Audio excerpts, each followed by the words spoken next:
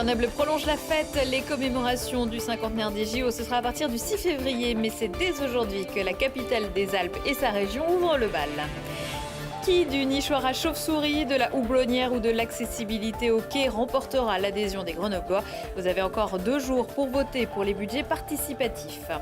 Et puis, c'est encore un grand cru. Le festival Millésime a débuté il y a quelques jours à Grenoble. Parmi les animations proposées, la randonnée gourmande à la Bastille qui affichait complet. Bonsoir à tous, ravi de vous retrouver dans ce JT du jeudi 12 octobre 2017, toutes les heures à partir de 18h. C'est 10 minutes pour faire le tour de l'actu du Grand Grenoble. On commence par un anniversaire, c'est le 12 octobre 1967 qu'était inauguré le Palais des Sports de Grenoble. Il a donc 50 ans tout rond aujourd'hui. Il s'appelait à l'époque Stade de Glace et avait été construit pour les Jeux Olympiques qui devaient se tenir quelques mois plus tard. Le lieu a accueilli le patinage et le hockey. Depuis 2003, le Palais des Sports est labellisé patrimoine du XXe siècle de Grenoble. Et c'est de l'autre côté du parc Paul Mistral, dans la salle de réception de l'Hôtel de Ville, lui aussi inauguré fin 67, qu'était dévoilé ce midi le programme des réjouissances qui accompagneront le 50e anniversaire des Jeux de 68. Un anniversaire qui permettra aux Grenoblois et aux autres de découvrir ou de redécouvrir les sites qui ont fait la gloire des JO. Du village olympique au tremplin de Saint-Nizier, Éric Piolle n'était pas né à cette époque. On a voulu mettre en avant plusieurs choses. D'abord la dimension culturelle, internationale des Jeux Olympiques, en n'oubliant pas ceux qui ont construit Grenoble. Il y aura une expo photo sur ceux qui ont construit Grenoble à ce moment-là. La dimension sportive évidemment des valeurs olympiques, le lien entre Grenoble et les stations alentours, les massifs alentours. Donc il y aura des événements dans toutes les stations. L'aménagement urbain également qui a été porté. Donc on voit qu'il y a une dimension culturelle, une dimension sportive, une dimension fédérative et festive et une dimension de lien finalement de festif du territoire. Alors il y a un temps fort autour du 5-6 février. Le 5, l'inauguration de l'exposition au musée dauphinois. Le 6, le grand temps populaire ici qui sera aussi l'ouverture des School Winter Games, les Jeux Olympiques des scolaires, et qui ouvrira le mois où le Palais des Glaces, le Palais des Sports qui était le Palais des Glaces, va retrouver de la glace avec beaucoup d'animations, de fêtes, de temps gratuits également, populaires, et un événement de patinage à la fin du mois de février. Et ce n'est pas terminé, les animations autour des Jeux Olympiques se poursuivront jusqu'au mois de juin. Le programme à retrouver sur 50ansgeogrenoble.fr.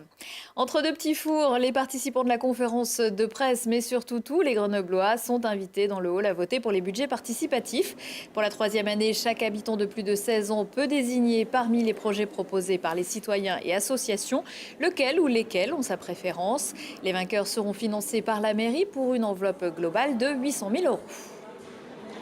Je suis venu aujourd'hui pour découvrir les différents projets participatifs et parce que j'avais envie de voter. L'année dernière, j'ai entendu parler de ces initiatives et je trouvais ça super. Je ne sais pas pourquoi ça n'existe pas dans toutes les villes d'ailleurs. On propose aux habitants de venir voter. Moi, je trouve que c'est une bonne idée. Et maintenant, est-ce que les gens vont suivre? Est-ce que ce qu'on demande va être fait? Est-ce qu'il y a une possibilité? Ça, c'est autre chose. Ça peut améliorer le cadre de vie dans la ville. Oui, moi, ce qui m'a le plus plu, c'est la rénovation de l'école Drian parce que, ma petite fille, ils sont allés. Le premier, le lieu des habitants de la rue et de la ville, notamment pour la solidarité avec ceux qui n'ont pas de toit et pas forcément droit au chapitre. Sur les toits aussi, il y a un jardin partagé sur les toits, il est en face de moi. Et ça, c'est vraiment bien. J'avais vu la même chose à Copenhague, ça marchait du tonnerre et je trouve ça vraiment bien. Dépêchez-vous, la clôture des votes est prévue samedi. Il est également possible de voter dans les maisons des habitants, à la Maison de l'Internationale. Et nous voter cette année en ligne sur le site grenoble.fr. Les salariés de General Electric Hydro avenue Léon Blum à Grenoble votaient aussi ce matin. Résultat, avec 230 voix pour et 67 contre, ils ont décidé de lever le piquet de grève. Ce sera pour demain matin, piquet qui empêchait l'entrée du site depuis presque 2 semaines. La fin du blocage, mais pas la fin du combat, ont-ils tenu à préciser, ajoutant qu'ils allaient tous les jours surprendre la direction qui prévoit la suppression de 345 emplois. Ils ont d'ailleurs commencé par poster une annonce sur le site Le Bon Coin proposant d'acheter l'usine de 3000 m² pour la modique somme de 200 000 €. Pour ce prix-là, les employés ne sont pas compris. Et puis après Arnaud Montebourg la semaine dernière, Jean-Luc Mélenchon mercredi, c'est Philippe Poutou, le leader du NPA, qui est annoncé vendredi matin à Grenoble pour soutenir les salariés de GE.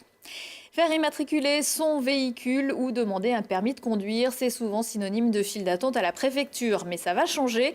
À compter du 16 octobre, vous devrez faire toutes les démarches en ligne. Plus besoin d'envoyer vos papiers par la poste ou de vous présenter au guichet. Pour les plus réfractaires aux nouvelles technologies, une solution sera quand même possible. Alors, la réforme que nous menons sur les permis de conduire et sur les cartes grises, elle vise avant tout à simplifier les démarches pour les usagers, en leur permettant de ne plus avoir à se déplacer pour faire ces demandes de titres, mais à tout faire depuis chez eux, avec leur ordinateur, leur tablette ou leur smartphone. Vous êtes bien consciente que ça peut laisser des gens sur le bord de la touche, fracture numérique, naufragé du numérique, on dit pas Oui, ça. on en est vraiment tout à fait conscient. Sans qu'on puisse estimer précisément ce phénomène, on sait qu'on a des concitoyens qui ont du mal à servir de l'outil numérique. C'est pour ça qu'on a prévu quelque chose pour eux. Ça s'appelle le point numérique. Il y en a depuis le mois d'avril à Vienne, à la Tour du Pin, dans chacune des 2 sous-préfectures. Il y a 2 postes offerts aux usagers à Grenoble, à la préfecture. Et à cet endroit-là, si on constate quand ils se présentent que vraiment ils n'arrivent pas depuis chez eux, soit parce qu'ils ont du mal à se servir de l'outil, soit parce que le débit Internet est trop faible chez eux, ils peuvent utiliser nos installations qui sont vraiment prévues pour eux. Vous pouvez encore vous présenter au guichet de la préfecture demain, vendredi 13 octobre, mais après, il sera trop tard. Chocho, la shower d'Hydrao, la société grenobloise qui fabrique des pommes de douche intelligentes, vient de remporter un important marché dans l'équipement des logements neufs à Singapour, pionnière en matière de ville intelligente. En 2018, Hydrao va équiper 10 000 appartements avec son invention, ce qui permettra aux citoyens d'économiser 5 litres d'eau par douche. Hydrao devrait lancer prochainement un programme similaire dans un immeuble de l'OPAC 38. Le festival Millésime a débuté le week-end dernier. La 23e édition du festival œnologique et musical de Grenoble a pour thème cette année Maurice Ravel et les vins du Languedoc. Certains auront choisi de les découvrir lors d'une rando gourmande à la Bastille. Et Mathias Araez n'était pas le dernier. Imaginez une balade en montagne avec comme point de ravitaillement des stands culinaires, de la cuisine gastronomique, des grands crus du Languedoc et même un petit verre de chartreuse. Eh bien, vous ne rêvez pas, cette balade, elle existe depuis 5 ans déjà et se nomme la randonnée gourmande.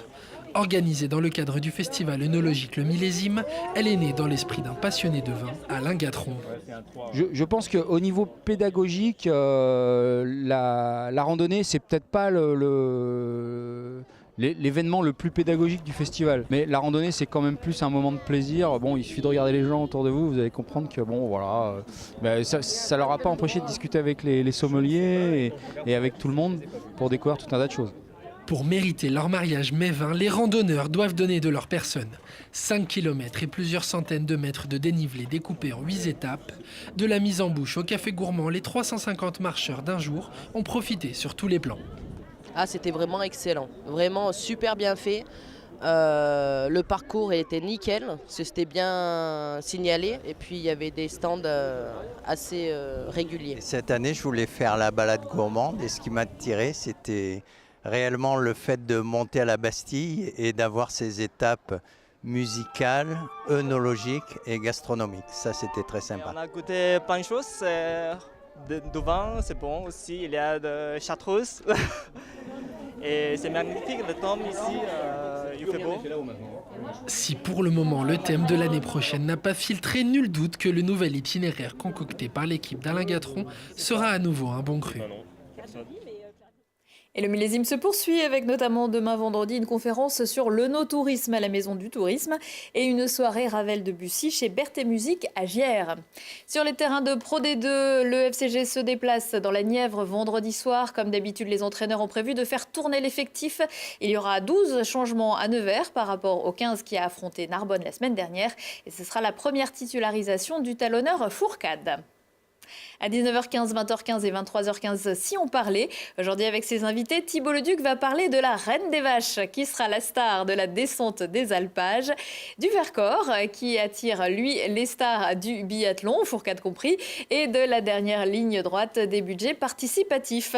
Prochain rendez-vous avec l'actu dans 1 heure et en replay sur télégrenoble.net. C'est Lucille Dailly que vous retrouverez vendredi soir pour une nouvelle édition. Très belle soirée à tous.